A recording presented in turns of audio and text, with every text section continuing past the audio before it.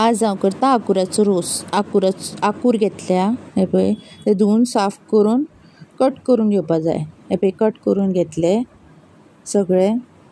आनी आतां एक मोठोसो कांदो घेतला चिरून, आनी मोठीशी वाटीभर अळसाणे घेतल्या.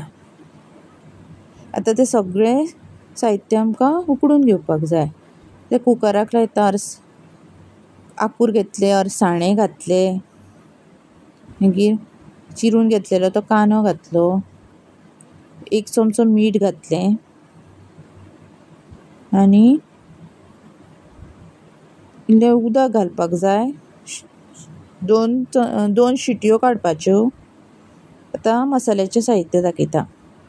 एक चमचो हांवें बडिशेप घेतल्या, 12 लवंगां घेतल्या, 10 मिरयां घेतल्या, सुक्यो मिरसांगो घेतल्या 12, इल्लीशी तिखी घेतल्या आनी इल्लीशी मेथी घेतल्या. मेथी चड घेवपाची ना. इल्लोसो जायफळाचो कुडको घेतला आनी 2 चमचे सुकी कोथमीर घेतल्या. आतां ती हांव सगळी भाजून घेतलें. कढई दवरल्या, त्या लवंगां घातलीं, मिरयां घातलीं, तिखी घातली, जायफळ आनी मेथ्यो. आतां ती सगळी मंद उजार भाजून घेवपाक जाय. करपूंक दिवपाक जायना. मंद उजाचेर ती भाजून घेवपाक जाय. अशी भाजत आयली म्हणटकच भितर मिरसांगो आनी सुक्यो कोथमिऱ्यो आनी बडिशेप आमची उरलेली ती भाजून घेवपाक जाय. मागीर हांव घालतां खसखस चड करपपाक दिवपाक जायना. सो मंद तामसो कसो जालो म्हणटकूच तें बंद करपाचें. हे पळय प्लेटीन काडून घेतला सगळो मसालो. आतां तो हांव सगळो तेल घालता, 3 चमचे. उबो चिरून घेतलेलो कांदो घालता. कांदो बरो गोल्डन जायसर भाजपाचो. टेस्ट बरो येता.